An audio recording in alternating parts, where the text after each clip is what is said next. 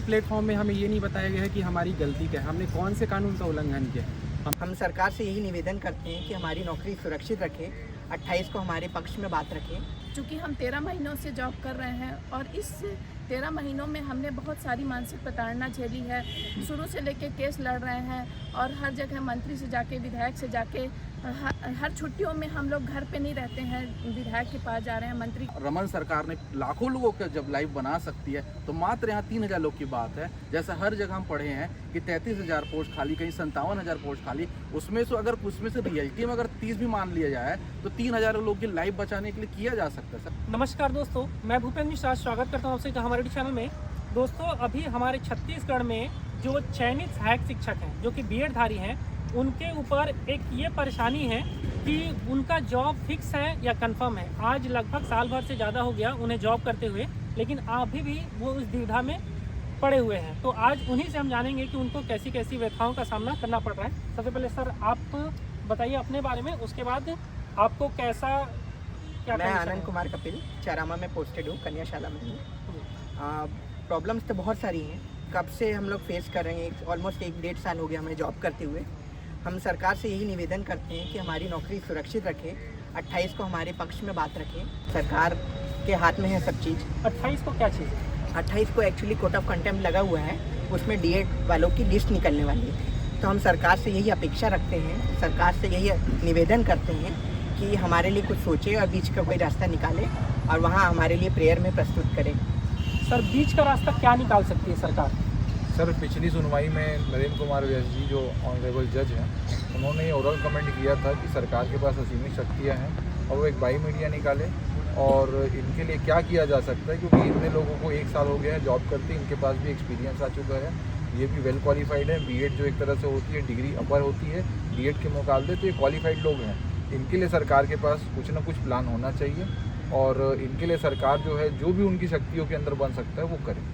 तो उनको एक तरीके से लाइट दिखा दी गई। अब शासन के पास पूरी मशीनरी है कि वो कितनी इच्छा शक्ति और विलिंगनेस दिखाते हैं कि वो जज के बताए हुए रास्ते पे जाना चाहिए। मैं थोड़ा इधर ही पूछना चाहूँगा, आपको लगभग कितना समय हो गया जॉब करते हुए? हम लोगों को सभी को 1 साल से ज़्यादा हो गया है जॉब करते हुए। तो हम चाहते हैं कि क्योंकि साल भर का अनुभव भी हो गया हमको, तो सरकार हमारे पक्ष में भी कुछ सोचे कि साल भर का अनुभव लेके हम इतने साल से, इतने दिनों से नौकरी करते आ रहे हैं, तो ऐसा तो है नहीं कि हम नए हैं। तो हमारी इस अनुभव का भी कुछ सरकार फ़ायदा है। तो सरकार कैसे फ़ायदा ले सकती है आप लोग के अनुभव का? सर देखिए, यहाँ पे हम जितने भी हैं, हमने एग्ज़ाम क्वालिफाई करके आए हैं। यहाँ पे हम सभी मतलब क्वालिफाइड है वर्ग 2 के लिए भी। तो एक निवेदन है हमारी साय सरकार से कि कहीं ना कहीं हमारे लिए बीच का रास्ता निकाल के समायोजन करें और हमारी सेवा सुरक्षा करने के लिए मतलब सुरक्षा करें, यही विनती है हमारी साय सरकार से। तो आप लोगों के वर्ग 2 में भी डाला जा सकता है? मैडम आप बताइए, क्या वर्ग 2 में आप डाला जा सकता है? मैक्सिमम जहाँ तक हमको पता है हम सारे सीटेट क्वालिफाइड है, तो जो मैक्सिमम सीटेट भी दो कैटेगरी के लिए होता है। सबके सब यहाँ जितने सबके सब दोनों कैटेगरी के लिए हैं। कोई भी एक भी होता है तो उसको क्वालिफाई माना जाता है। तो सर जो मिनिमम क्वालिफिकेशन है, अगर हमने वो प्रोसेस की है तो हम लोगों को उसमें मौका दे सकते हैं। तो जैसे कि मान लीजिए, जो क्या ऐसा पॉसिबल है कि आपको वर्ग 2 में डाला जा सके? क्योंकि ऑलरेडी जो सहायक शिक्षक 3 होंगे वो तो इस पे विरोध करेंगे ना। सर उसका तरीका है जी बताइए। उसका तरीका ये है कि हमारे लिए नए पद सृजित किया जाए, उसको जो भी नाम से जाना जाए, और उस नए पद में हमको सेम पे ग्रेड पर रखा जाए और हमको सेम पे जो भी हमारा सहायक शिक्षक का, और हमें उसमें हमको दिया जाए 6वीं से 8वीं पढ़ाने के लिए, क्योंकि हमारा पे ग्रेड सेम है और हम सिर्फ और सिर्फ वहाँ पर क्या है, मतलब पोस्ट का नाम बस चेंज हुआ है हमारा। अब हम प्राइमरी के लिए एलिजिबल नहीं है, लेकिन हम 6 to 8 के लिए एलिजिबल हैं। हमको सेम पे ग्रेड में रखा जाएगा। जब हमारा जो लिस्टिंग रहेगा, जो सीनियरिटी की लिस्टिंग रहेगी, जैसे अभी बनी हुई है वैसी रहेगी। जब हमारा 7 या 8 साल बाद जब हम लोग प्रमोट होंगे, तो हम ऑलरेडी अभी शिक्षक के पद पर हैं, लेकिन सहायक शिक्षक पद में तो शिक्षक के पद में प्रमोट हो जाएंगे और वो जो पद जो सृजित किए गए थे वो ऑटोमेटिक वहाँ पर क्या होंगे, ख़त्म हो जाएंगे। इससे 2 बेनिफिट होगा। जिनको लग रहा है कि हमारे प्रमोशन में रुकावट आएगी, वो प्रमोशन पर रुकावट, वहाँ पर उनको कोई डिफेक्ट नहीं होगा, उनको कोई दिक्कत नहीं आएगा। दूसरा, कई युवाओं को ये लग रहा होगा कि हमारे लिए भर्ती नहीं आ रही है, 3000 पद हमको दे दी जाएंगे तो उनके लिए भर्ती नहीं, तो ऐसा कोई दिक्कत नहीं है। वो पद वैसे ही यथावत रहेंगे जैसे अभी हैं।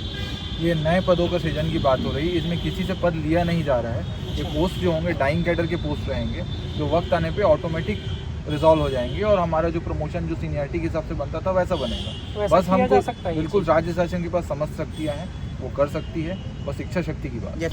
जैसा कि हाई कोर्ट के माननीय जज ने नरेंद्र व्यास ने अभी के जो कोर्ट ऑफ कंटेम्प्ट में बोला था हमारे फेवर में कि इन सहायक शिक्षकों के लिए भी इनको ना निकाला जाए नौकरी से, इनके लिए भी कुछ व्यवस्था की जाए।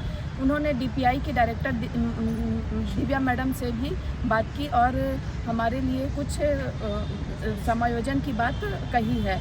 और सरकार चाहे तो सरकार के पास असीमित शक्तियाँ हैं, सरकार चाहे तो हमारा समायोजन कर सकती है। हमें बिना नौकरी से निकाले उन बीएड वालों को भी नौकरी पे रखा जा सकता है। बस सरकार की शक्ति होनी चाहिए, इच्छा शक्ति के ऊपर सब निर्भर करता है। चूँकि हम 13 महीनों से जॉब कर रहे हैं और इस 13 महीनों में हमने बहुत सारी मानसिक प्रताड़ना झेली है।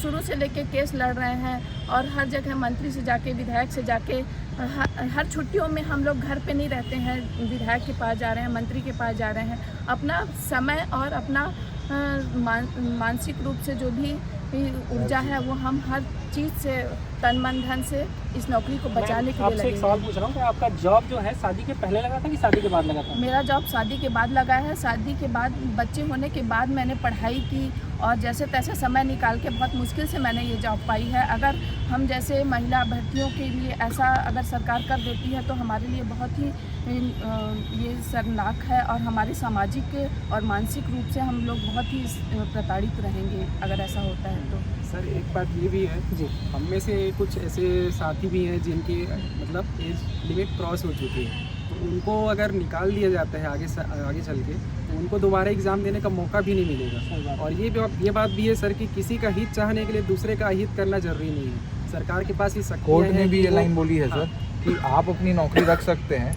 लेकिन ज़रूरी है कि इनको निकाल के ही आपको अपनी नौकरी चाहिए। सही बात तो सरकार जो चाहे मध्य का रास्ता निकाल कल सकती है। किसने देखा है ऐसा? है ना। हमारे छत्तीसगढ़ में वैसे अभी बहुत सारे शिक्षकों की पद खाली हैं ऑलरेडी, जी, ठीक है। जी। तो अगर चाहे तो आपको समायोजित किया जा सकता है, लेकिन वो कैसे करेगी इसको सरकार को देखना है और साथ ही साथ इसमें कोर्ट कैसा रास्ता निकाल सकता है ये देखना है। और मैं पीछे से और कोई कुछ बोलना चाहेगा? आप कुछ बोलेंगे सर? जी बताइए। अभी सर लेटेस्ट में 7 नवंबर 2024 को सुप्रीम कोर्ट का एक डिसीजन आया था 5 जजों की बेंच का, जिसमें जो हमारे भारत के सीजेआई हैं माननीय श्री DY चंद्रचूड़ जी, उन्होंने एक डिसीजन दिया था कि क्या बोलते भर्ती नियम अगर कोई विज्ञापन जारी करता है किसी वैकेंसी के लिए सरकार, तो उसमें बीच में चेंजेस नहीं किया जा सकता। ठीक है, तो हमको सर जो निकाला जा रहा है इस भर्ती नियम में चेंजेस करके ही निकाला जा रहा है, क्योंकि जब हमारा नोटिफिकेशन आया था अप्रैल 2023 में, तब हम पात्र थे, बीएड डीएड दोनों एलिजिबल थे। और उसके बाद क्या बोलते हैं मई में 4 मई 2023 को छत्तीसगढ़ के गजट पत्र में भी प्रकाशित था, उसमें भी बीएड डीएड दोनों पात्र थे। फिर बीच में 2 जून तक हम लोगों का पेपर होने के बाद 2 जून को मेरिट लिस्ट जारी, 2 जुलाई को मेरिट लिस्ट जारी हुई। उस टाइम तक हम लोग पात्र थे। उसके बाद फिर 11 अगस्त को बीच में सुप्रीम कोर्ट का डिसीजन आता है, उसमें हम बीएड वाले लोग को अपात्र कर दिया जाता है। और ये सिर्फ छत्तीसगढ़ का मामला नहीं है, ये इंडिया में 7 से 8 राज्यों का मामला है, जिसमें लाखों बीएड धारी प्रभावित हो रहे हैं इस डिसीजन से। सही बात है, ये ऐसा सरकार को नहीं करना चाहिए। और मेन है जब एग्ज़ाम आया था, अगर वो उस समय पात्र थे तो रिजल्ट आने के बाद वो कैसे अपात्र हो गए? उस एग्ज़ाम को क्वालिफाई किए हो। और मेरे ख्याल से डीएड वालों से अगर ज़्यादा मार्क्स लाए होंगे तभी आपने डीएड का भी पद लिया है। इसमें ना सर एक और अफवाह फैलाई जा रही है कि इसमें डीएड वालों को नियुक्ति मिली हुई है। 2500 डीएड वाले हैं और 2897 बीएड वाले हैं। तो इसमें ये अफवाह ना फैले, जो मेरिट में आए थे चाहे वो डीएड हो चाहे बीएड हो, सबको नियुक्ति मिली है। बीएड के जो कैंडिडेट्स हमारे साथ मेरिट रैंक होल्डर थे, उन्होंने पोस्टिंग पाई है, वो आज भी जॉब कर रहे हैं। बात ये आ रही है कि 4 काउंसलिंग हो चुकी हैं, अभी भी कुछ अभ्यर्थियों को उनकी पोस्ट नहीं मिल पाई है। मतलब एक तरह से रैंक पीछे, ये एक्सेप्टेबल फैक्ट है। अब उनका कहना है कि कोर्स हमारे हिसाब से डिसाइड है, पेडागोजी हम पढ़े हैं, सिलेबस हमारा तो आप लोग नहीं, पढ़ते हो ना? हाँ उनका नहीं, बस जो 6 कोर्ट में महीने का कोर्स का कोर्ट फर्क में वो रहता जो है। तर्क देते हैं सर कि पेडागोजी हमने ज़्यादा बेहतर पढ़ी है, कोर्स हमारे हिसाब से ज़्यादा डिज़ाइंड है, तो सब सारी चीज़ें आपके हिसाब से बेटर डिज़ाइंड है, तो आप रैंक अपने होम ग्राउंड पे क्यों नहीं ला पा रहे? ये भी एक सवालिया प्रश्न है। फिर आप दूसरी तरफ क्वालिटी ऑफ एजुकेशन की बात, दोनों कॉन्ट्राडिक्टरी हो जा रहा है। नहीं, लेकिन मैं यहाँ उसमें पर नहीं एक जाना चीज़ मैं चाहता। देखा हूँ बहुत जगहों पर कोर्ट में भी, और जो डीएड वाले हैं जी। उन लोग भी ये बोलते हैं कि उनको कोई आपत्ति नहीं है कि अगर आपको जॉब पर रखा जाए तो। हमें भी कोई आपत्ति नहीं है सर उन पे, उनको लेकिन भी शायद सरकार कोई एक बीच आपत्ति का नहीं रास्ता निकाले, क्योंकि लगभग सर सवा साल हो चुके हैं जिसमें जो है बहुत मानसिक प्रताड़ना, जब मैम ने मेंशन किया है आर्थिक, सामाजिक, मानसिक बहुत समस्याएं चल रही हैं। किसी ने शादी की है, किसी ने लोन लिया किसी का है। भी ऐसा है कि जिसका लेटेस्ट अभी शादी लगा हो, हुआ ना हो, हमारे यहाँ डे उठने के बाद शादी होता है, तो किसी का शादी लगा है क्या अभी? हो ही नहीं रही है सर, जॉब चली जाएगी बोलते हैं सामने वाले की, तो शादियाँ टूटी बहुत है सर, हाँ। शादियाँ टूटी बहुत अभी है किसी का ऐसा फिक्स है होने कि के बाद। शादी लगा वो हो। सीधे बोलते हैं आपका कोर्ट का निर्णय लगा नहीं सर, पर बात चल रहा है अभी। अच्छा, तो क्या होगा तो इसी जॉब के बेस पे होगा ऐसा। अच्छा, और नहीं होगा तो मतलब जॉब नहीं रहा तो फिर शादी भी मुश्किल है। ये तो हमेशा का नियम ही है कि अगर लड़का सेटल हो तो उसका जॉब लग जाता है, और सेटल ना हो तो फिर उसको बहुत दिक्कतें आती हैं। तो ये है कि शादी का हो जाता है, बहुत सारे चीज़ों का इशू आता है। और किसी को कोई इशू है जो जॉब पर है, कोई लोन लिए होंगे? लोन मैं लिया हूँ सर, आप लोन लिए? लोन लिया हूँ सर, और काफ़ी लोगों ने लोन लिया है और उसकी पेमेंट इसी से जाती है सर, और नहीं तो बड़ी दिक्कत इस समझ से, क्योंकि रिकवरी हम जानते हैं कि किस तरह से होती है। तो आप क्या कहना चाहेंगे अगर आपका ये जॉब चला जाता है तो आप पर क्या बीतेगा? सर सबसे पहले क्या है, मैं मानसिक रूप से बीमार पड़ जाऊंगा, क्योंकि ये इसी सैलरी पे मेरे पूरा घर परिवार का खर्चा डिपेंड करता है। क्योंकि माता पिता जो है उनको सैलरी भेजता हूँ मैं, मतलब आती है तब खर्च के लिए, और छोटा भाई पढ़ाई कर रहा भी PhD का, तो उसके लिए भी तो एक लमसम अमाउंट चाहिए होता है, तो इसी से मैनेज होता है।